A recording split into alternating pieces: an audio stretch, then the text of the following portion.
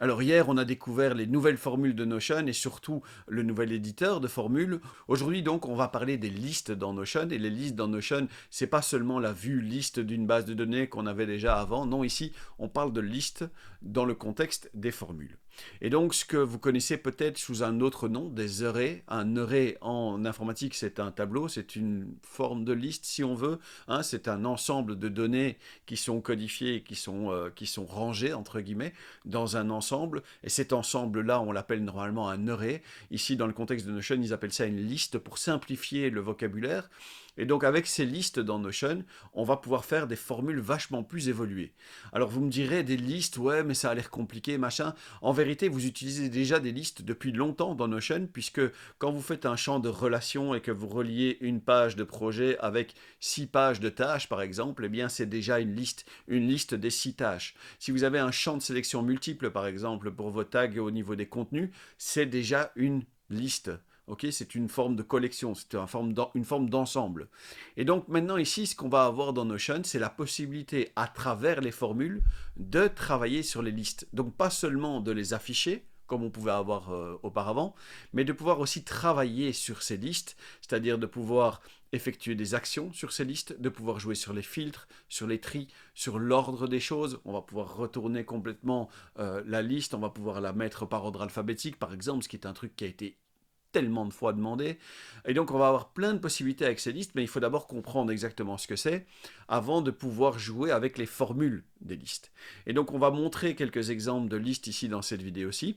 Et puis, on va voir un petit peu ce que ça donne au niveau des formules. Je vous montrerai quelques exemples, encore une fois, des fiches qui font partie du nouveau grimoire des formules qui est bientôt disponible avec le reste de la formation que je suis en train de fignoler, de terminer maintenant que les automatisations et les formules sont sorties. On va lancer cette nouvelle formation, ça va être incroyable et en plus il y a même des automatisations dedans, du make, etc. Vous allez voir c'est assez énorme. Et donc on a cette possibilité là maintenant de jouer avec les listes et donc de travailler sur les relations, les sélections multiples, les agrégations et d'en faire quelque chose de plus. Et vous allez voir qu'on peut même aller assez bien en profondeur dans l'histoire, comme par exemple si j'ai un projet, ce projet contient des tâches et ces tâches, elles sont reliées par exemple à un réseau social, eh bien on pourra aller chercher jusque-là, filtrer, compter, faire plein d'opérations là-dessus. Je vais vous montrer tout ça dans la vidéo d'aujourd'hui. Bonjour, je m'appelle Vince et bienvenue sur Creacity.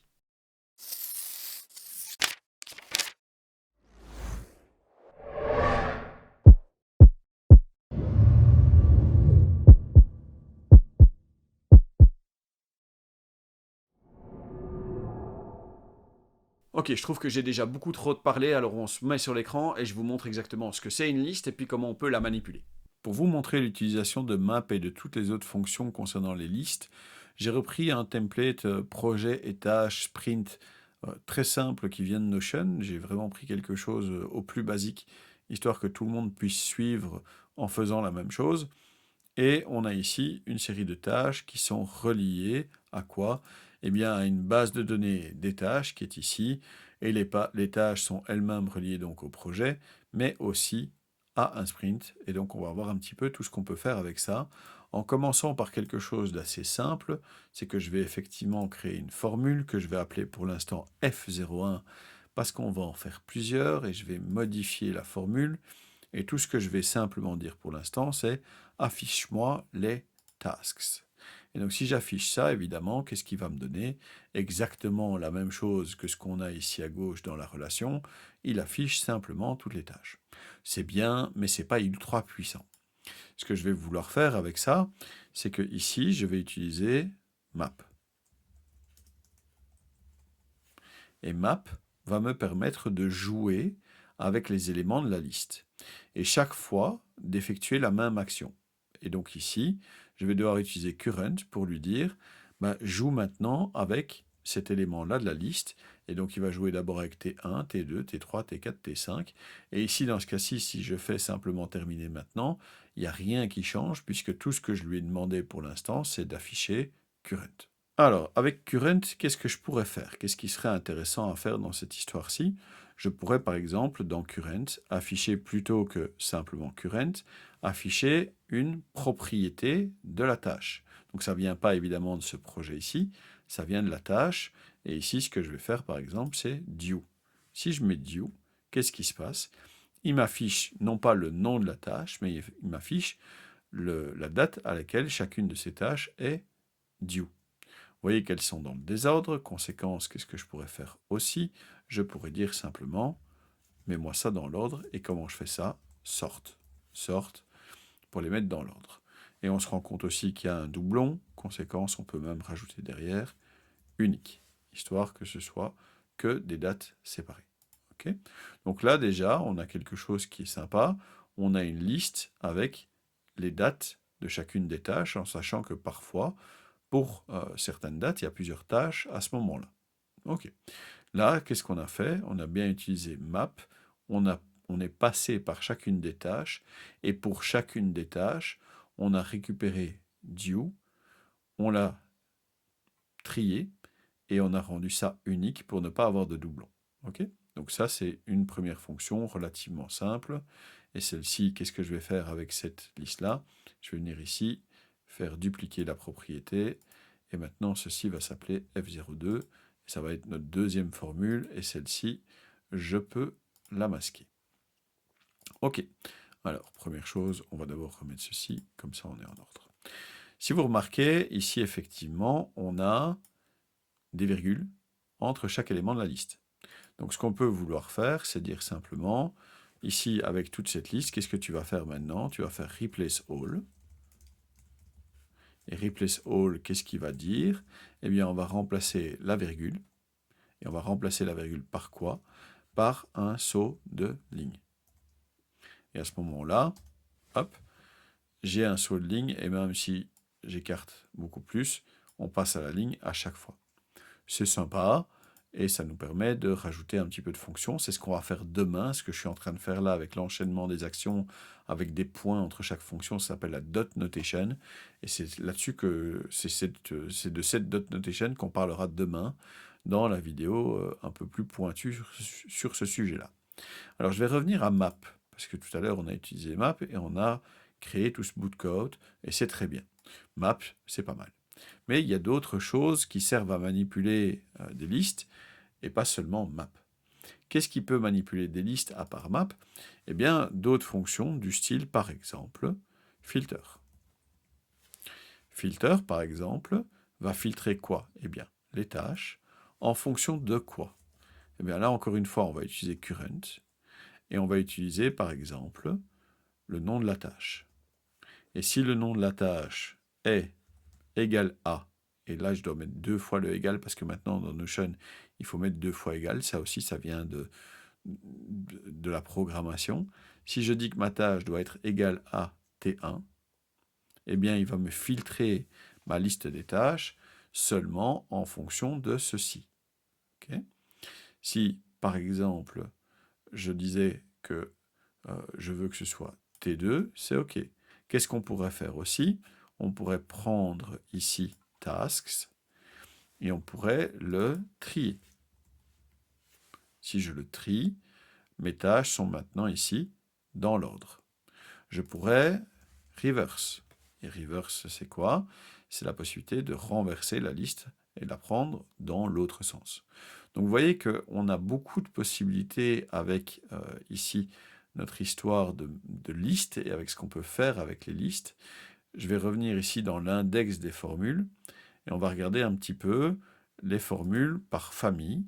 Et dans les formules par famille, on ne va pas prendre les chaînes, on ne va pas prendre les conditions, on ne va pas prendre les dates, on va prendre les listes. Et vous voyez qu'ici, on a vraiment toute une série de possibilités pour jouer avec les listes. Par exemple, dans la catégorie des solutions assez simples et qu'on connaissait déjà un petit peu auparavant, on a length. Si je prends length et que je donne simplement ici que tasks, tout ce que je veux savoir, c'est sa longueur, c'est-à-dire le nombre d'éléments dans la liste, eh bien il me retourne 5 éléments, puisque ici, il y a 5 éléments dans cette liste-ci.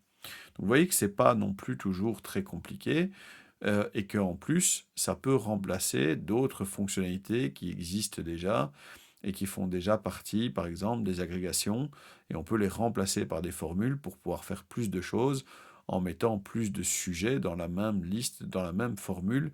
Mais par exemple, on pourrait avoir somme. Alors, somme, ça veut dire quoi? Ça veut dire que est-ce qu'il y en a quelques-uns là-dedans qui ont quelque chose de spécial? Je vais dupliquer ma propriété ici, masquer, dupliquer, ici, ça va s'appeler F3, et je vais prendre ma formule, et je vais jouer un petit peu avec. Qu'est-ce que je vais faire avec ça? Je vais dire par exemple somme. Somme quoi? Somme tasks. Qu'est-ce qu'on se demande?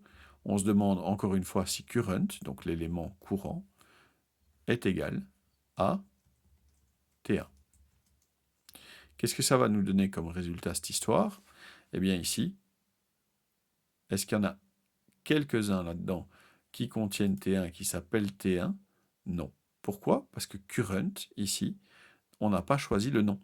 Et donc il faut être bien précis dans ce qu'on fait ici dans ce cas-là. Ici, current n'est pas suffisant. Je dois mettre current.tâche. Et à ce moment-là, il y en a au moins une dans toute la liste qui s'appelle T1. Conséquence ici, j'ai un trou, puisque dans toutes les tâches, est-ce qu'il y en a au moins, est-ce qu'il y en a somme, est-ce qu'il y en a quelques-uns ou une dont current.tâche est égal à T1? Oui, conséquence, la case se coche. Ici, la case ne se coche pas, puisqu'il n'y a aucune des possibilités qui est T1. Si je change juste un peu somme et que je mets every, évidemment, là par contre, ça ne marche plus. Pourquoi ça ne marche plus? Puisque maintenant ici, toutes les tâches ne s'appellent pas T1. Par contre, ce que je pourrais dire, est-ce que toutes les tâches ici contains quoi? T. Si là je dis, est-ce que toutes les tâches, every, est-ce que toutes les tâches, est-ce que leur nom contient T? Si toutes les tâches, leur nom contient T, alors effectivement c'est true, puisque ici, toutes les tâches contiennent bien T. Et on a beaucoup de possibilités comme ça encore de trier, de filtrer, et on a par exemple filter. Filter. Filter, qu'est-ce qui permet de dire filter? Est-ce que filter, task, current, tâche, contains T? Et donc il va nous filtrer quoi? Toutes les tâches qui contiennent T. Alors forcément, évidemment, il les a toutes, puisque toutes les tâches contiennent T.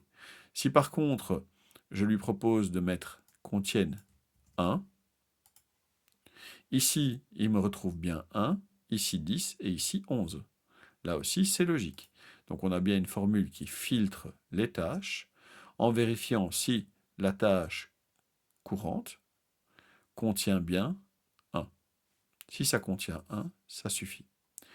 On a donc, encore une fois, je le répète, mais c'est très important, on a ici maintenant, avec nos listes, toutes des possibilités pour aller jouer avec les éléments de la liste, et ce n'est pas une agrégation comme on avait avant, c'est une agrégation qui va beaucoup plus loin, puisqu'on peut jouer, filtrer, trier, mettre dans l'ordre inverse, compter, etc., euh, beaucoup plus finement que ce qu'on avait avec les agrégations. Alors vous allez me dire, ouais, ok, mais ça c'est juste un niveau. Donc on est parti et on a regardé un petit peu, on a essayé de remplacer une agrégation normale et finalement c'est sympa, mais c'est pas non plus la folie totale du truc du bazar. Oui, mais là où ça devient intéressant, c'est qu'à un moment ou l'autre, quand on va jouer avec nos différentes formules et surtout quand on va jouer avec map et avec current, on va pouvoir aller beaucoup plus loin avec cette histoire. Et là, je vais agrandir un petit peu pour qu'on ait un peu de place. Je vais repartir de rien. Donc, ce que je veux maintenant, c'est, OK, je vais chercher dans les tasks, je vais chercher les tâches, et je vais faire un map parce que je veux aller récupérer des renseignements. Et je veux mapper quoi? Eh bien, je veux que pour le current, donc la tâche courante, ce que je veux récupérer maintenant, c'est son sprint. Et on voit bien que son sprint, c'est une relation. Ce sprint courant, qu'est-ce que je veux en faire? Eh bien, je veux le mapper aussi. Je veux aller récupérer un renseignement dans ce sprint qui va s'appeler current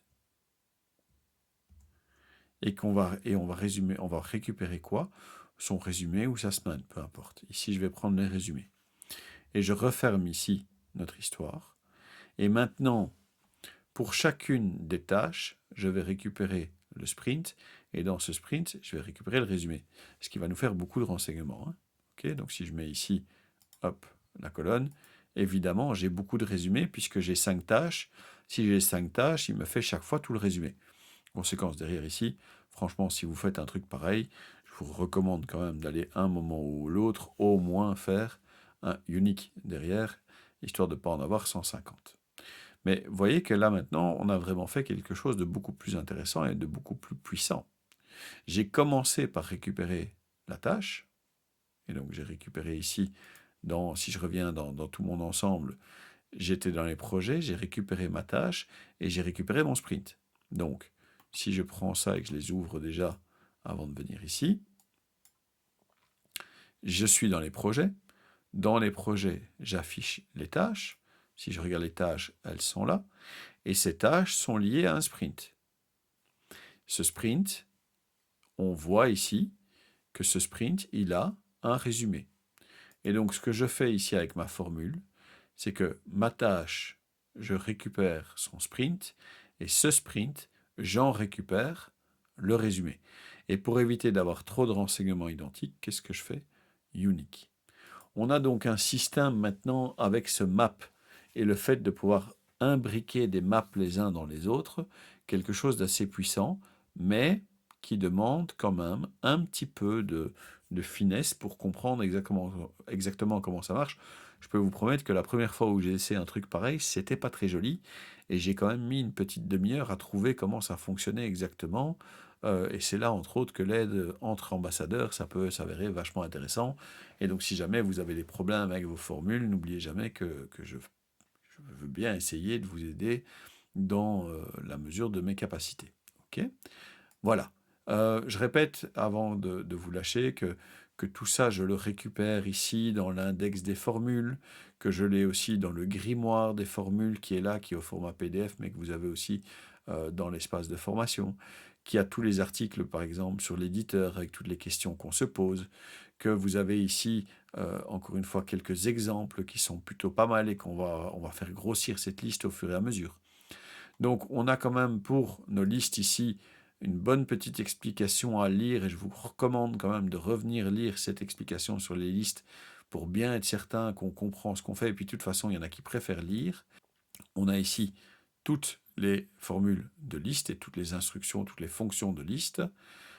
Et l'histoire de la fin des roll-up, eh ben, il y a aussi une petite explication là pour filtrer quelque chose, où on récupère, on filtre et puis on va chercher du current, etc. Donc il y a pas mal de renseignements, il y a pas mal de détails, il y a pas mal de captures d'écran. J'espère en tout cas que ça vous aidera et que ça vous permettra de commencer avec les formules. Ce sera peut-être pas fluide directement, mais j'espère qu'ensemble, on va réussir à obtenir un super chouette résultat.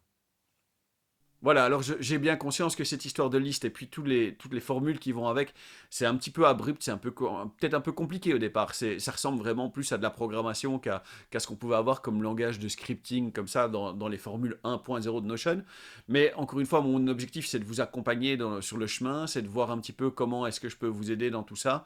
Si jamais il y a quelque chose que je peux faire pour vous, si vous voulez que je vous aide avec votre espace, etc., n'hésitez jamais à venir demander ça en commentaire et on verra un petit peu comment on peut arranger les bidons. Et puis j'attends encore de vos nouvelles pour savoir ce qu'on va faire pour la suite, ce que vous avez besoin de voir, ce que vous avez envie de voir. Donc dites-moi ça en commentaire, absolument.